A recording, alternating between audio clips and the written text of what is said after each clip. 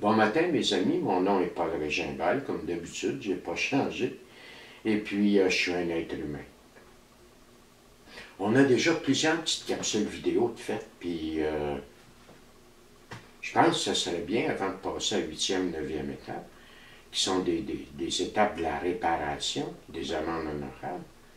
Je pense que ce serait bien qu'on se fasse une petite récapitulation depuis le début de nos capsules vidéo, c'est-à-dire depuis le début du mode de vie. Donc, moi, je suis arrivé aux fraternités par alcoolique anonyme. J'aurais pu arriver par d'autres portes, mais c'est par là que je suis arrivé parce que c'était ma dépendance qui était la plus évidente, là, tu sais, parce que c'était un bas-fond total. Tu sais, je consommais depuis l'âge de 12 ans, puis j'étais rendu à 30 ans, puis moi, j'ai consommé, tu sais, on dit, il y en a qui disent, moi, j'ai bu. Si tu vas voir l'additionnel, la définition du mot boire, c'est prendre un liquide dans le but de se désaltérer. Sacrément, j'ai pas bu, tu sais, j'ai pas quel mot employer. Je me suis imbibé, j'ai plongé dedans, je me suis naillé. Mais regarde, je suis arrivé, moi, aux fraternités, parce que je vivais un bas-fond épouvantable, dont la principale cause, en tout cas en surface, en apparence, était l'alcool. Donc, je suis arrivé, comme je te le disais, par alcoolique anonyme. Puis là, on m'a dit, débrimé un petit peu, puis là, on m'a dit, as-tu envie d'avoir ce qu'on a? Je constatais autour de moi qu'il y avait là des gens qui se disaient alcooliques, qui n'avaient pas l'air à consommer, qui n'avaient pas l'air d'être nerveux, qui n'avaient pas l'air d'être anxieux, qui avaient l'air d'être heureux, qui avaient l'air d'être en paix, qui étaient sereins. Fait que quand on m'a dit, est-ce que tu veux ce qu'on a? La réponse est oui. Moi, j'ai eu la chance, vois-tu, d'arriver puis de tomber sur des membres merveilleux, tu comprends? Pas des êtres parfaits, mais des gens dans leur mode de vie. Clermont-Fontaine, Jacques Turvon, Gros-Vic, des gars puis des femmes, Caro à Longueuil, Madeleine Gravienne à la Maison du Père, des gens qui avaient véritablement cheminé dans ce programme et qui en récoltaient des fruits. Puis en même temps, je constatais que c'était de véritables fous parce qu'ils avaient eu des vies comparables à la mienne. Donc, quand ils m'ont demandé « Est-ce que tu veux ce qu'on a? » la réponse est oui. Après ça, ils m'ont dit « Es-tu prête à faire ce qu'il faut pour l'obtenir? » Dans mon cas, la réponse a été oui. J'avais assez souffert pour ça, puis j'avais le désir sincère d'être heureux. Fait que la réponse a été oui. Fait qu'on m'a présenté notre méthode et le programme en 12 étapes. Puis on m'a dit, mais regarde, nous autres, c'est avec ça qu'on se vit. C'est sûr que le mental, il se rebelle à ça. Tu comprends? C'est pas logique, ça ne tient pas debout. C'est enfantin, c'est puéril, c'est niaiseux. C'est peut-être enfantin, puéril, niaiseux pour l'intelligence des hommes. Mais une affaire est sûre, ça marche. Tu sais, Jésus disait, ce qui est sagesse aux yeux des hommes est folie aux yeux de Dieu. Moi, on m'a proposé ce programme-là, puis j'étais rendu assez pauvre pour être capable d'accepter. Donc, on m'a dit, qu'est-ce que tu penses de notre première étape? Nous, en somme, pardon, nous avons admis à Dieu, à nous-mêmes et à notre truc. Ben oui, nous avons admis que nous étions impuissants devant l'alcool et que nous avions perdu la maîtrise de nos vies. Moi, c'est avec cette étape-là que ça a commencé. Puis on m'a bien expliqué, ce gars, mon petit cul, t'es libre. Une affaire est claire. Cette étape-là, c'est pas à moitié, c'est pas au quart, c'est pas presque complètement. Il faut que ce soit fait sans réserve. On m'a bien expliqué que si cela n'était pas accepté, admis, reconnu en moi de façon parfaite, que mes chances d'être capable de cheminer dans le reste du mode de vie étaient à peu près nulles. Nous avons admis que nous étions impuissants devant l'alcool et que nous avions perdu la maîtrise de nos vies. Regarde, là, ça m'a pris juste quelques meetings pour comprendre ça. Là. Puis si j'avais le moindrement un petit peu d'honnêteté, ben, c'était pas si dur que ça à admettre ça. on m'a expliqué que mon problème, c'était pas un problème de pouvoir. Pardon, que c'était pas un problème de volonté, que c'était un problème de pouvoir. Veux pas, tu es un alcoolique, tu vas consommer. Veux pas, tu sais pas comment amener ta vie, puis tu... Fait que j'ai accepté ce principe-là. Puis après ça, on m'a dit, regarde ta deuxième étape. Nous en sommes venus à croire qu'une puissance supérieure à nous-mêmes pouvait nous rendre la raison. Moi, à ce moment-là, dans ma vie, puissance supérieure dans le sens Dieu ou spiritualité, je m'excuse, mais moi, ça passait pas. Pas que je voulais pas, je ne pouvais pas. Ça marchait pas, ça rentrait pas. Puis je le voulais pas non plus, à ce moment-là. Fait qu'on m'a dit, OK, es-tu prête au moins à croire qu'à notre gang ici, ça c'est Clermont qui m'avait dit ça, Clermont, Jacques, Madeleine, es-tu prête à croire qu'à notre petite gang ici, là, qui sommes parvenus avec ce mode de vie-là à être heureux, est-ce que tu penses qu'on représente une puissance supérieure à toi-même pour être capable de t'aider à sortir de ton problème d'alcool, puis à sortir de tes problèmes de personnalité? Est-ce que tu penses qu'on s'y connaît plus que toi? Fais pas dur de dire que oui. Bon, moi, je dis, regarde, pour tout de suite, ça va être suffisant. Si tu es prêt à admettre ça, ben pour tout de suite, tu viens de faire d'une certaine façon ta deuxième étape. Nous en sommes venus à croire qu'une puissance supérieure à nous-mêmes fait nous rendre la raison. Parce que c'était pas fou. En fait, Dieu n'est nommé nulle part dans la deuxième étape. On parle d'une puissance supérieure à nous-mêmes. Et ces gens-là avaient une compétence que moi, je n'avais pas, donc ils pouvaient me guider.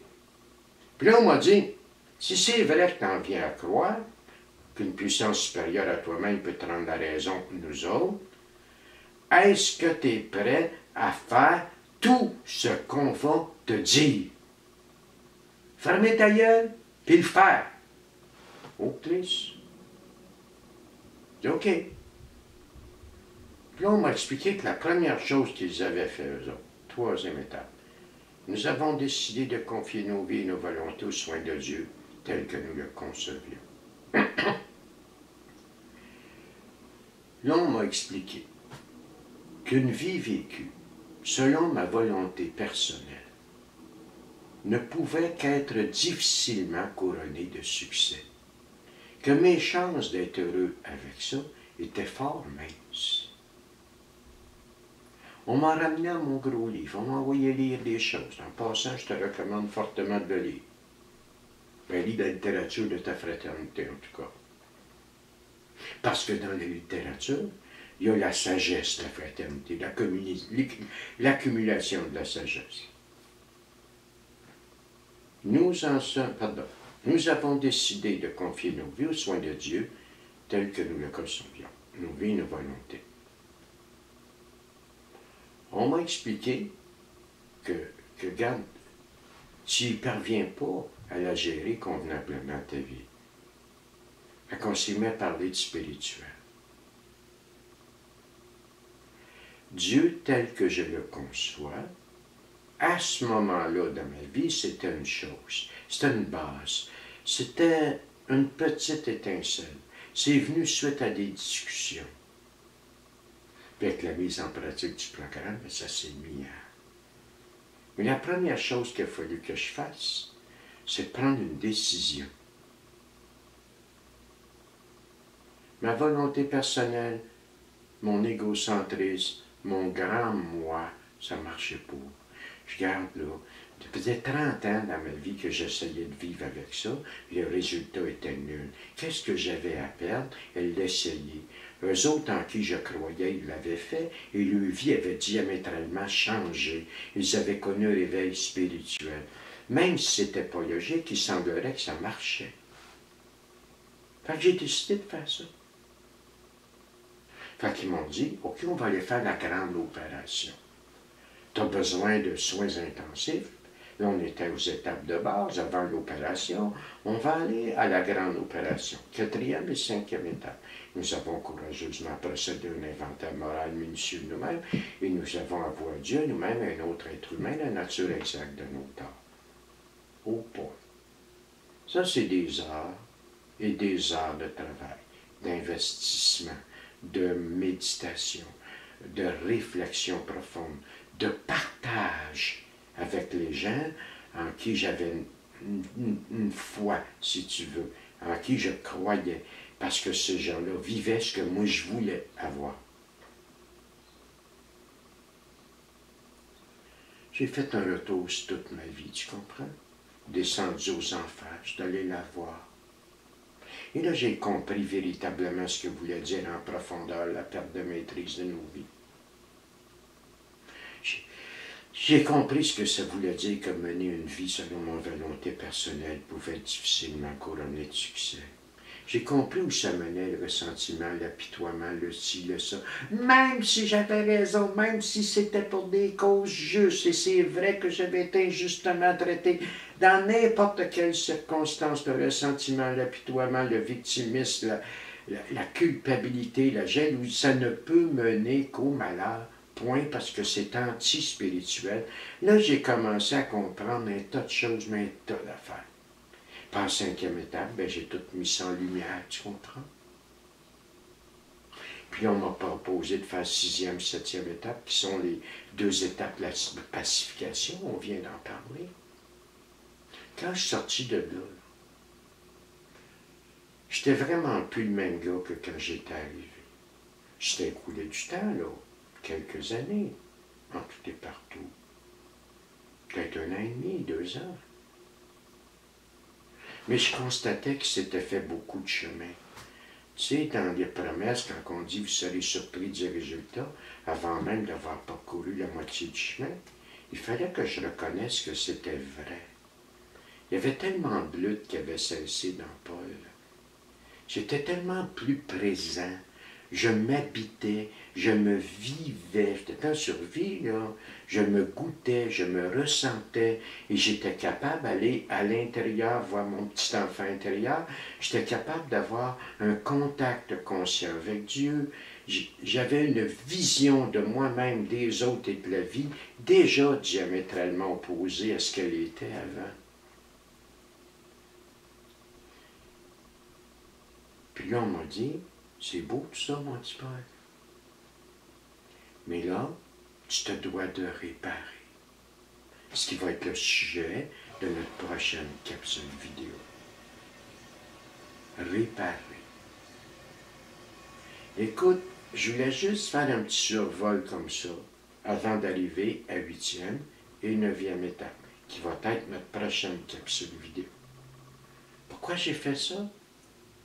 Pour qu'on ait un esprit de synthèse, pour qu'on s'aperçoive que 8e et 9e étape, c'est pas juste d'aller devant une salle de meeting, puis de dire « J'en prends peine de te faire l'amende honorable, garde mon crossard. » Faire l'amende honorable, c'est une réparation à la mesure de l'injure. On va en parler ensemble.